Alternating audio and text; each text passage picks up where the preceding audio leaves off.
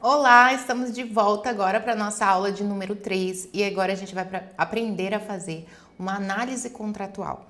Eu separei essa aula por fases para facilitar o entendimento até mesmo de quem não é advogado, mas precisa fazer uma análise contratual. É muito difícil quando você não é advogado fazer essas análises porque você precisa entender da legislação, você precisa entender da jurisprudência, você precisa entender além das práticas do mercado. Então, é um pouco mais complexo. Em contratos de baixa complexidade, ok. Se você entender o básico, tudo certo.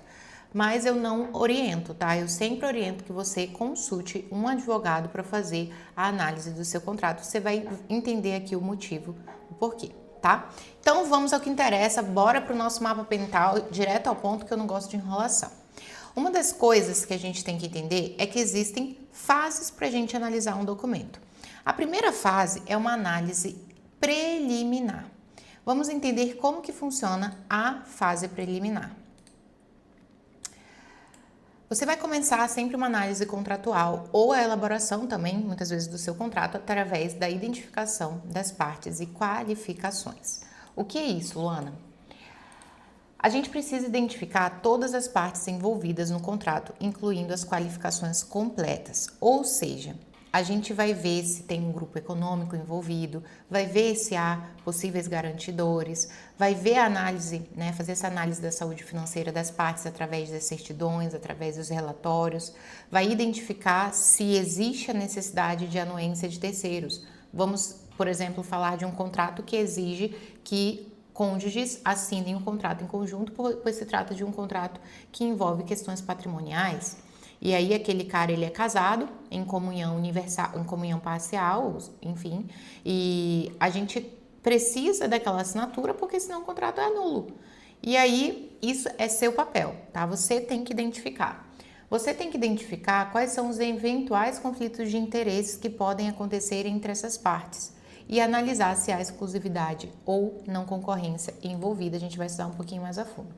Mas a qualificação das partes é um papel essencial que você tem que desempenhar nas análises, tá? Veja se os signatários têm poder para afirmar o contrato, isso é muito importante.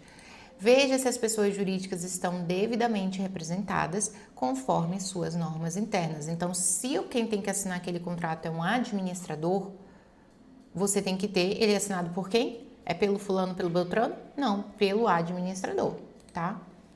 Outra coisa importante é você identificar questões do objeto do contrato e da natureza jurídica.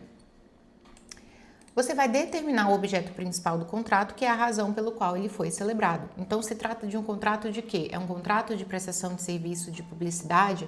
É um contrato de prestação de serviço de marketing, de gestão de mídias? O que é essa negociação aqui? Do que se trata? É muito importante, tá?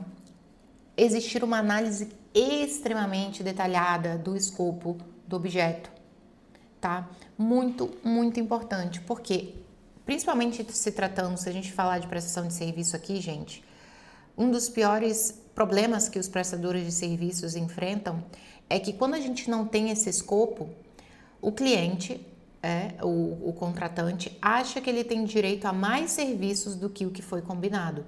Isso acontece em todas as áreas. Até uma assessoria jurídica, a gente faz uma assessoria jurídica, a pessoa acha que a gente faz a assessoria administrativa, sendo que são duas coisas diferentes. Então, se você não tem isso detalhado, isso vai dar problema futuro, pode ter certeza. Então, existem dois cenários, tá? Existe o cenário em que você está fazendo a minuta e vai enviar para outra parte. E existe o cenário em que você vai pegar e vai fazer a análise. Sempre que possível, você vai enviar a primeira minuta. Se não for possível, você vai fazer essa análise com base nisso que eu estou mostrando aqui para vocês, tá? Porque você tem que sempre almejar enviar a primeira minuta, porque quem envia a primeira minuta sempre sai ganhando. É muito mais fácil depois você negociar ajustes. Então, você vai prevalecer o seu interesse do seu cliente ali de uma forma mais otimizada, tá? Dica prática aqui. Aí, voltando, tá, gente? É importante você ver se tem lacunas na descrição do objeto. Eu acabei de falar, quanto mais detalhado curto, seco, direto, sem lacuna, melhor. O objeto tem que ser muito direto, tá? A gente vai fazer uma publicidade. Esse influenciador digital de reconhecimento nacional vai fazer uma publicidade na cidade X e o que que tem dentro dessa, o que eu entendo como publicidade? Ele vai fazer criativos, ele vai postar no Instagram dele, ele vai fazer uma live, ou ele só vai aparecer lá? Gente, conseguiram entender, né? Tem que estar extremamente detalhado. Verifique se há entregas ou marcos intermediários, analise a compatibilidade com contratos relacionados, porque a gente vai entender daqui a pouco, por exemplo, uma exclusividade vai reverberar para os contratos relacionados. Então, você não pode deixar o seu cliente fazer uma besteira dessa. Verifique se tem necessidade de licenças ou autorizações específicas. Então, tá vendo como a gente precisa entender da legislação? Porque se a gente está falando de algo que exige uma licença e uma autorização específica, a gente tem que ler a legislação pertinente àquele tipo de negócio. Então, por exemplo, se é um contrato trabalhista. O contrato de trabalho, a legislação que a gente vai aplicar naquele caso concreto é a CLT, a gente vai aplicar os acordos coletivos, a gente vai aplicar normas coletivas, a gente vai aplicar uma legislação específica para esse caso. Então, às vezes, a gente tem que ver se aquele funcionário ele precisa ter, quais são as licenças, o que precisa para aquele funcionário poder operar naquela contratação. Então, são esses detalhes que fazem a diferença, tá? Vocês vão analisar a natureza jurídica do contrato, porque é isso que vai influenciar na legislação aplicável e nos pontos críticos a serem analisados. Acabei de explicar. Então, se eu tô aqui, um contrato de trabalho, qual é a legislação aplicável? Já sabe. Se eu estou aqui, um contrato de consumo, qual é a legislação aplicável? Direito do consumidor. Contrato de prestação de serviço, Código Civil. Contrato agrário, legislação agrária específica. Contrato imobiliário, legislação imobiliária específica. Contrato de franquia, legislação, Código Civil e legislação de franquia. Então, é isso que você tem que aprender a analisar, tá? Para conseguir ver os pontos críticos que a própria legislação pode impor. É importante você entender como a natureza do contrato pode impactar as obrigações e direitos das partes. Então, gente, sabemos que o direito do consumidor, ele é o quê? Pró-consumidor. Se o meu cliente, ele exerce a função de um prestador de serviços, eu vou pegar o mercado digital como exemplo, uma mentoria. Como eu faço para desqualificar uma mentoria de uma natureza contratual de relação de consumo? Porque, convenhamos, um infoproduto entregue, ele é visto como um produto digital. Portanto, o cliente é um consumidor digital, não deixa de ser um consumidor. Então, essa relação é uma relação regulada por qual natureza? Consumerista. Só que a natureza consumerista é prejudicial para o meu cliente, porque se der ruim, a legislação vai ser a favor da outra parte. Assim como se o meu cliente é o empresário, a legislação trabalhista é pró-empregado, não pró-empregador. Então, a gente precisa aprender a utilizar a legislação e, às vezes, até transformar essa prestação de serviços para trazer essa prestação de serviço saindo do Código de Consumidor para o Código Civil, que aí o jogo muda. E como eu posso fazer isso? Alterando, de fato, como se dá a prestação de serviço. E aí a gente consegue alterar a natureza. Então, como que uma mentoria passa de ser um produto digital e se torna uma prestação de serviço? Mudando a entrega de como isso é feito, tá? Então, a gente precisa entender da natureza, gente. Advogados de negócios entendem de natureza jurídicas contratuais, o que cabe o quê, como que a jurisprudência entende, porque isso muda tudo. A jurisprudência muda, tudo muda. Então, você que vai analisar e vai ver a sugestão para dar para o teu cliente a mudança, às vezes até da própria prestação ali do serviço ou da operação, para a gente conseguir sair de uma legislação que é prejudicial para a gente e ir para outra. Isso pode ser feito também. E aqui é que está a alta performance nos contratos, tá? Vigências e condições. Verifique a vigência e proposta do contrato, ou seja, o período durante o qual ele estará em vigor. Você vai identificar eventuais condições suspensivas ou resolutivas que podem impactar o início ou término da relação contratual. As condições podem incluir eventos futuros que, se não ocorrerem, podem afetar a validade do contrato. Então, imagina que o teu cliente, ele contratou, deixa eu pensar aqui, ele contratou uma carga de produtos naturais, orgânicos, né? E aí ele vai revender esses produtos naturais orgânicos. E aí lá tem várias cláusulas colocadas de condições que o meu cliente pode até mesmo não receber essa carga por questões climáticas, por questões de entrega, por questões que essa empresa que fornece já colocou lá porque ela sabe que pode acontecer. Só que imagina só, se isso está no contrato e eu não protejo o meu cliente, ele pode pagar por algo que ele nem vai receber. Conseguiram pegar a visão? Então, isso vai ser ruim para ele. Então, eu preciso colocar garantias mínimas de que ele vai pagar, mas o que acontece se ele não receber essa carga? Então, você precisa ver essas vigências, você precisa analisar, prazos são extremamente importantes, tudo é importante num contrato, né, gente? Mas prazos são extremamente importantes porque, por exemplo, se aquela entrega, por exemplo, demorar mais do que o esperado, qual o impacto financeiro isso causa na vida do teu cliente? Então, a gente precisa enrijecer essa questão e diminuir o prazo e colocar multas para que essa pessoa se comprometa em entregar, porque senão o meu cliente, se não receber aquela entrega, ele vai ter um prejuízo financeiro muito grande. Então, isso é o seu papel, identificar essas questões de prazo, vigências e condições, tá? Segunda fase. Então, já vimos a fase preliminar. Quem são as partes, qual é o objeto, qual é a vigência, quais são as condições. Essencial. Agora, isso tudo, como que você vai fazer? Você pegou o contrato, você começou a analisar, né? Então, começou a analisar o contrato. E você vai abrir o seu dossiê, né? Eu faço no Notion, mas você pode utilizar o Notion, ele é um aplicativo incrível, que é um sistema, na verdade, que você pode fazer várias coisas ali dentro. E aí, você tem lá como colocar um dossiê para análise de documento.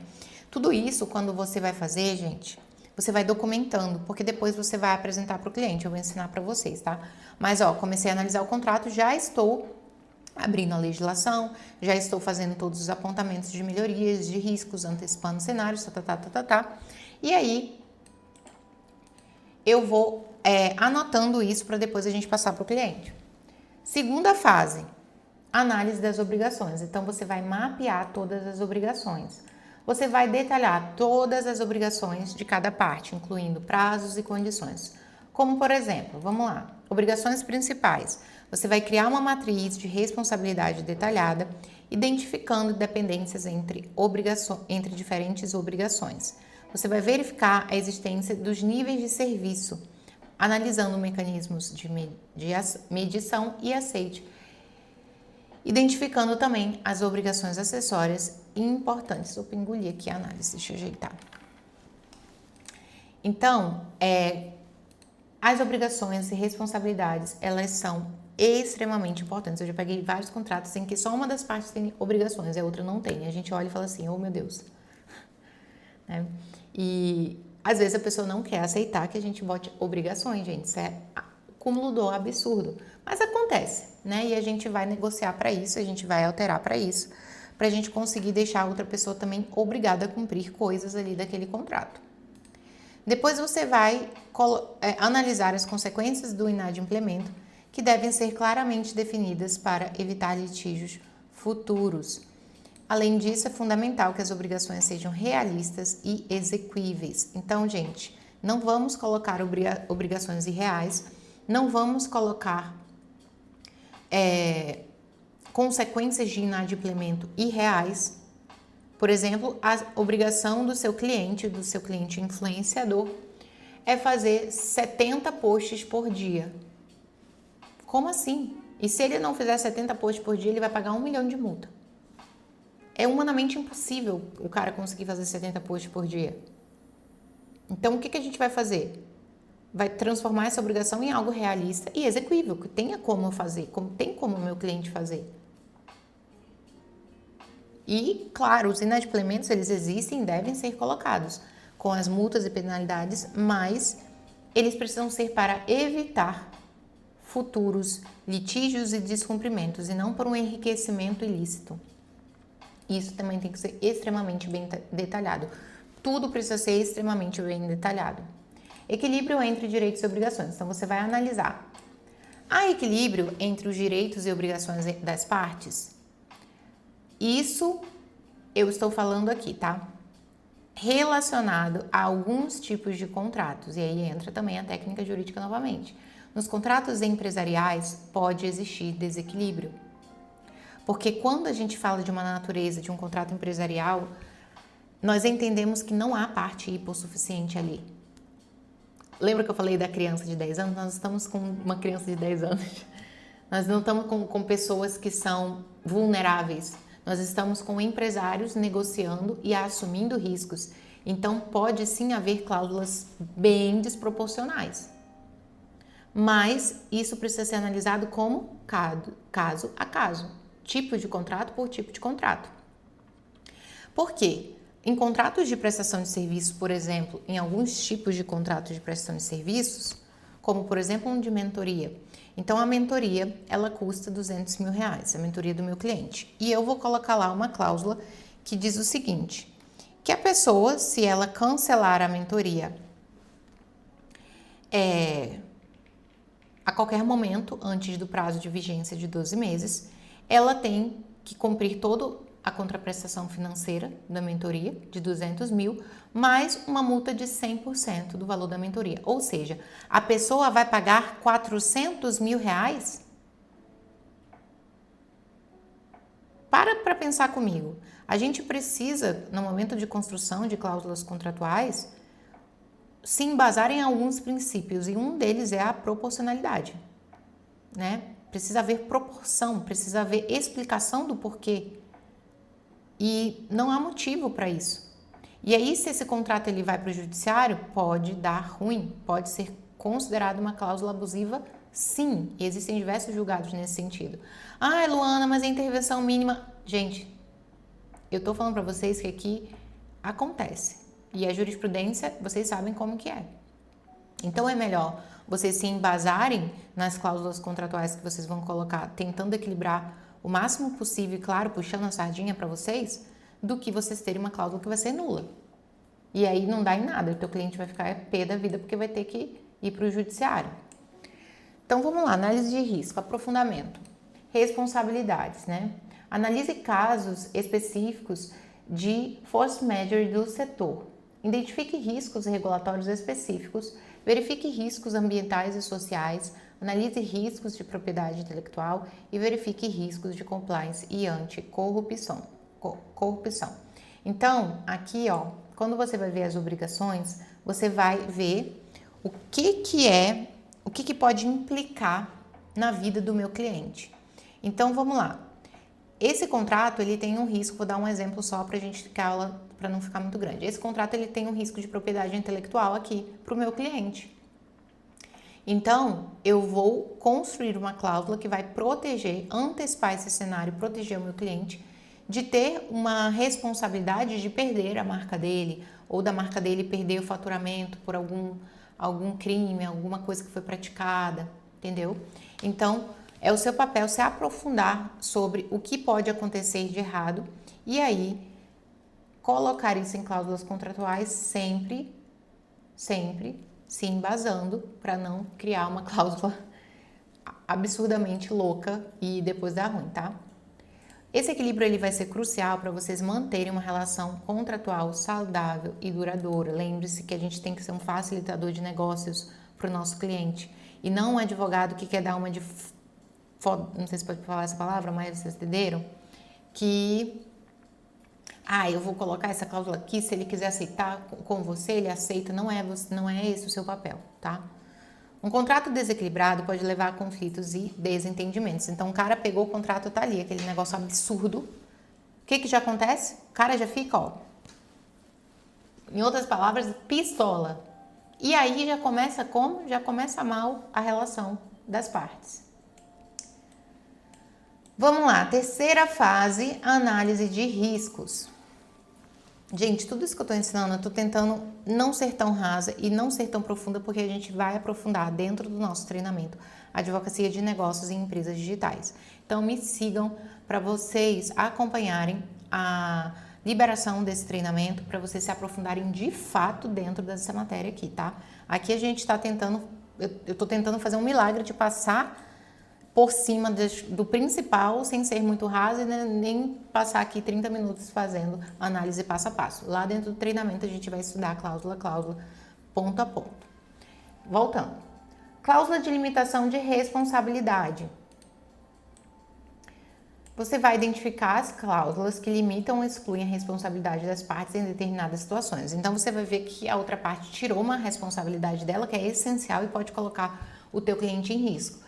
Aí você vai olhar negativo, espertinho. A gente precisa aqui dessa cláusula para que eu possa ter segurança, ter garantia que isso vai acontecer da maneira que eu quero, tá? Essas cláusulas elas têm que ser analisadas com cuidado, pois podem impactar a proteção das partes. É importante vocês entenderem as implicações de tais limitações em caso de inadimplemento, a gente já falou sobre isso também. Vocês precisam analisar a hipótese de rescisão, tá? Então vocês vão avaliar a hipótese da rescisão do contrato e o que pode acontecer com as partes e principalmente com o seu cliente. As condições da rescisão, elas devem ser extremamente claras, vocês já estão careca de ouvir tudo que tem que ser redigido e essa é uma habilidade que você tem que aprender, é escrever muito bem, de forma clara, objetiva, sem abrir margem para ambiguidades. O mais delimitado possível, tá? Como que pode acontecer essa rescisão? Em quais casos? Em quanto tempo? O que precisa ser feito para que ocorra a rescisão sem uma multa? Então tem que notificar a parte, por onde? Por e-mail? Por WhatsApp? Delimitação. Aí você vai ver se há penalidade associada a essa rescisão e como ela é aplicada. Você tem que delimitar e você tem que negociar isso aqui também. Se você acha que o seu cliente tem a chance de rescindir aquele contrato logo. Pelo amor de Deus, gente, isso é muito importante vocês pensarem uma coisa. Se vocês estiverem redigindo um contrato, não vai colocar cláusula que vai prejudicar o teu cliente. Eu juro por Deus, eu já peguei uma cláusula, eu já peguei um contrato que o advogado me mandou e estava bem assim. Em caso de inadimplemento, sendo que o cliente dele quer pagar o meu, haverá uma multa de 100 mil reais e explicando por que ia haver aquela multa. Eu fiquei chocada. Falei, como assim, gente? Ele mesmo está se aplicando a multa vai cair para ele, porque ele que tem que pagar, ele que tem que cumprir a contraprestação. E ele está colocando uma multa para ele? Como que pode o advogado dar uma gafe dessa? Então, às vezes, é aquele famoso contrato Frankenstein, que o advogado, isso infelizmente é comum, por isso que a gente está aqui melhorando, né, a nossa performance nessa área, elevando o nível da advocacia de negócios e contratos. Gente, pelo amor de Deus, o cara provavelmente colou um pedaço da questão da remuneração de outro contrato e não viu que aquilo ali era ruim só para o cliente dele. Se o cliente dele atrasasse, se não fizesse como tinha que ser feito. Então, assim, é absurdo. Vocês não podem fazer isso, pelo amor de Deus. Não vai botar cláusula que vai prejudicar o teu cliente. Vamos lá, mecanismo de indenização e penalidades. Vocês vão verificar os mecanismos de indenização e penalidades estabelecidos no contrato. Essas penalidades devem ser proporcionais, lembra que eu falei, e razoáveis, evitando onerar excessivamente a parte inadimplente. Importante. Luana, então quer dizer que a multa de 1 milhão ela é excessiva? Não, vai depender do caso. Se é uma operação que envolve 200 milhões, convenhamos que 1 milhão não é uma multa excessiva, não é uma penalidade excessiva. Se é uma operação, se é uma negociação em que se uma parte fizer aquele ato que vai trazer um prejuízo de, sei lá, milhões, há uma gravidade exponencial, 1 milhão não é nem 1/3 do prejuízo que essa empresa pode tomar. Então, não é uma questão do valor em si, mas você analisar a operação, o negócio em concreto para conseguir aplicar a multa. A clareza nas disposições de indenização é fundamental para a segurança jurídica. Então, gente, indenização, mais uma vez, careca de saber. Tem que dizer o motivo da indenização, quais os atos que essa pessoa praticar vão gerar a indenização, detalhar quais os atos.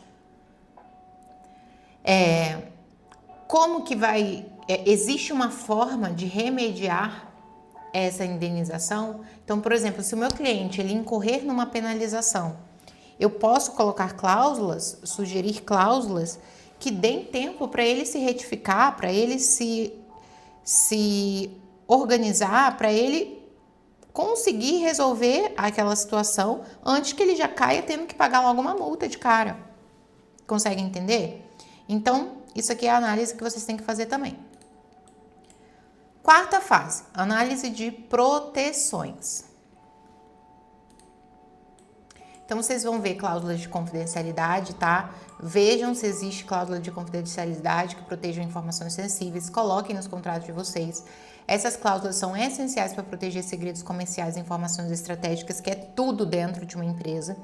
E essa violação de confidencialidade pode resultar em consequências legais e severas. E aqui tem outras cláusulas também, tá? Tem de não concorrência, de não aliciamento, porque imagina, tu bota uma pessoa dentro do teu negócio, daqui ela aprende tudo, daqui 5 meses ela tá aplicando tudo, virou teu concorrente, tá aplicando tudo e ainda levou teus colaboradores super estratégicos para trabalhar com ela. Vai quebrar o teu negócio. Imagina. Então, tudo isso precisa ser pontuado, tá? Ó. Sobre a confidencialidade, não usa aquelas benditas daquelas cláusulas genéricas. Define claramente o escopo das informações, quais são as informações. Estabeleça níveis de classificação de informação. Então, essas informações sobre fórmula do produto, informações críticas. Vazamento dessas informações, R$1 milhão. Vazamento de informação de nível baixo, baixa criticidade, tanto.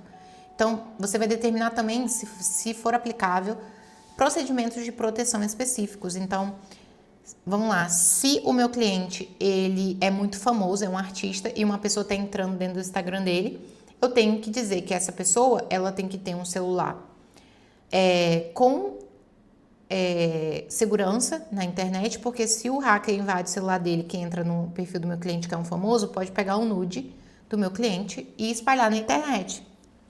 Como aconteceu lá o caso da Luísa Sonza e aconteceu com vários artistas. Então, a gente tem que determinar o que aquele terceiro tem que fazer para proteger as informações. Esse foi um exemplo. Defina um período de proteção pós-término, porque sim, essas cláusulas, elas têm obrigações que se perpetuam, né, além da finalização do contrato. E estabeleça mecanismos de auditoria quando for o caso, tá? Propriedade intelectual, sempre analisem a propriedade intelectual. Por quê, gente? Propriedade intelectual é tudo. É a criação, é a obra, é a marca. E então, assim, você tem que analisar se os direitos autorais e patentes estão sendo respeitados. Defina claramente a titularidade das criações e inovações resultantes da relação contratual. Pelo amor de Deus, principalmente se você trabalha no mercado de creators, se você trabalha no mercado digital, você precisa dizer se aquele design que está criando aquela logo ou aquele criador de conteúdo que está criando aqueles conteúdos, que está criando aquele evento, que está criando aquele infoproduto, ele é o titular de 100% dessas criações. Porque depois, na hora que ele se separar, isso aqui num contrato de coprodução dá uma briga infernal, gente. Porque daí depois o coprodutor vai dizer que ele também contribuiu para a criação de todos aqueles infoprodutos milionários e vai lá e vai dar um processo imenso, porque não tem dizendo no contrato quem é o dono da marca, quem é o dono daquelas criações. Então, desde já, você vai falar, olha, é um contrato de coprodução, beleza, mas 100% da titularidade dessas criações é do meu cliente. E aí, se a outra parte não quiser, a gente vai para a negociação. A proteção da propriedade intelectual é crucial para a competitividade no mercado. Então, gente, imagina o teu cliente perder 50% de toda a criação dele porque um terceiro, um prestador de serviço, tinha os direitos autorais sobre aquela criação. Isso precisa estar no contrato, vocês têm que tomar muito cuidado com essa cláusula, tá bom? E aí você vai analisar as resoluções de disputas. Então, quais são os mecanismos de resolver disputas, mediação, arbitragem, método de resolução pode impactar agilidade e eficácia na solução dos conflitos. Então, cuidado, né? Onde vocês vão colocar o foro, cuidado onde o tipo de arbitragem que vocês vão escolher. Então, assim, precisa analisar para que ambas as partes possam ter algo que seja viável. Porque imagina ter uma cláusula de arbitragem que o teu cliente nem vai conseguir viabilizar essa arbitragem e vai sair em prejuízo em determinado momento do contrato. A terminação, veja os custos de saída e transição dessas operações, identifique os impactos dos contratos relacionados, verifique as obrigações que sobrevivem ao término. Então, tem obrigações que elas seguem por alguns anos após a finalização do término do contrato. E aí você tem que falar para o seu cliente, olha, você não pode trabalhar com outra empresa assim durante tantos anos sob pena de pagar uma multa tal, tá? Vai analisar mecanismos de transição de serviços, vai verificar o tratamento de ativos e informações pós-términos para passar para o seu cliente. Tudo isso você está anotando, fazendo a análise e anotando para trazer a sugestão para o cliente, tá? E aí, gente, a fase final é a elaboração do parecer. E aí você vai pegar tudo isso e vai fazer um sumário, tá? Organizando esse documento, estruturando com um sumário, né, bem bonito, bem bacana. Geralmente eu faço assim, obrigações, partes, obrigações, vou botando tudo bonitinho, tá? Desde a vigência até lá as últimas cláusulas, a gente vai mapeando para mostrar para o nosso cliente. E como que a gente vai fazer isso?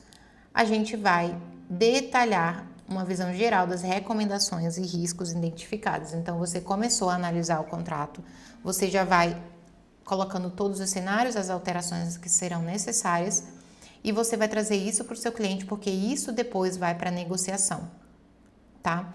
Eu não costumo alterar cláusulas e tomar decisões e já mandar para o advogado da outra parte ou para a pessoa responsável alterações sem consultar, sem passar pelo meu cliente antes. Eu sempre passo pelo meu cliente antes, eu acho que isso é fundamental e ético, você não tomar atitudes e decisões antes de passar para o cliente esse posicionamento jurídico de respaldo para ele tomar ou não uma decisão de solicitar ou não uma alteração. Então, eu vejo isso como essencial, tá bom? E aí, gente, você vai mostrar para o seu cliente a análise detalhada dos pontos críticos. Então, todas essas fases que a gente estudou agora, você vai mostrar para o seu cliente. Então, você vai abordar cada um desses pontos esclarecendo as suas implicações e possíveis soluções. Então, cliente, se a gente aceitar essa cláusula aqui, vai acontecer isso, isso e isso. Mas nós podemos solicitar esse tipo de cláusula, que aí a gente consegue isso, isso e isso. Então, essa análise ela deve ser objetiva e fundamentada em dados e informações relevantes, não em vozes da sua cabeça, pelo amor de Deus. É assim que você apresenta a análise para o cliente de forma profissional, para o cliente ter decisões informadas de alta qualidade, tá? E aí você vai apresentar para o seu cliente as sugestões práticas de negociação. Então, você vai pegar os pontos problemáticos identificados e vai dar as sugestões viáveis, levando em consideração o contexto do setor de atuação do cliente. Então, a gente analisa a prática de mercado, gente. O mercado imobiliário é um, o mercado digital é um, o mercado agrário é outro. É como se eles fossem organismos vivos que têm as suas legislações,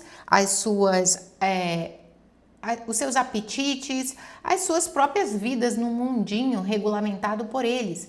Então, não adianta eu querer pegar uma prática comum, que é muito utilizada em contratos do mercado digital, e jogar aqui para o mercado do agro, que não vai ter nada a ver, não vai ser bem aceito pela outra parte, não vai ser bem aceito nem pelo teu cliente.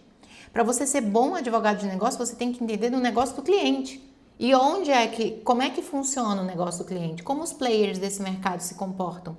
Quais são as recorrentes criticidades e cenários desse mercado? E aí sim você vai trazer um respaldo e sugestão viável, levando em consideração as minúcias daquele contrato. Por isso aqui no meu escritório eu criei uma hub de atendimento jurídico especializado por nichos de mercado, porque muda muito, gente. Então o nicho do mercado digital a gente sabe profundamente todas as nuances que acontecem, como normalmente os contratos são regulados ali. E aí quando você vem para o imobiliário já é totalmente diferente, quando você vem para o comércio também. Então, essa negociação deve buscar um equilíbrio que atenda os interesses de ambas as partes, mas principalmente os interesses do seu cliente, é claro. Só que você tem que pensar do outro lado também. Aí você vai avaliar os riscos em uma matriz de probabilidade versus impacto, facilitando a visualização das prioridades. Essa matriz deve ajudar a identificar quais são os riscos que merecem atenção imediata e quais podem ser monitorados. Além disso, essa avaliação deve ser baseada em dados concretos e experiências anteriores. Luana, não tem experiências anteriores. Pesquisa o mercado, faz perguntas e com o tempo, conforme você for trabalhando, você já vai ter tanta experiência, porque você vai ver tanta coisa, coisas que se repetem em novidades. E isso vai te dando corpo, robustez para ser um advogado cada vez melhor nisso aqui, tá? E aí, dê recomendações objetivas. Você vai fornecer para o seu cliente recomendações objetivas sobre aceitar, rejeitar ou renegociar determinadas cláusulas. Entenderam? Essas recomendações têm que ser claras e fundamentadas, permitindo que o cliente tome decisões informadas. E essa clareza nas recomendações é essencial para a eficácia do parecer final. Então, depois de você fazer toda essa análise, você vai vir com esse parecer, que é o contrato, a minuta inicial, a sua minuta com todas as pesquisas e análises que você já fez, com todo o respaldo para o teu cliente, e aí você vai dar para o seu cliente a sugestão. Olha, eu sugiro que a gente rejeite essa proposta por isso, isso e isso e faça desse jeito. Eu sugiro, não é para chegar com o cliente falando, ah, não, isso aqui não vai dar certo. Tá, mas não vai dar certo por quê? Tem que vir com a faca e o queijo na mão e o cliente vai escolher se ele vai negociar aqueles pontos que você trouxe ou não, ou se ele vai assumir o risco. E aí a gente vai partir para a negociação de fato, depois do seu cliente estar informado. É assim que eu atuo, é assim que eu acredito que um advogado de alta performance atua. Agora eu vou terminar essa aula, que ela está ficando um pouquinho longa, e se você gostou, não deixa de curtir, deixa um comentário sobre o seu maior insight dessa aula, se você está gostando, para que eu continue fazendo esse conteúdo. Um beijo grande e até a próxima aula.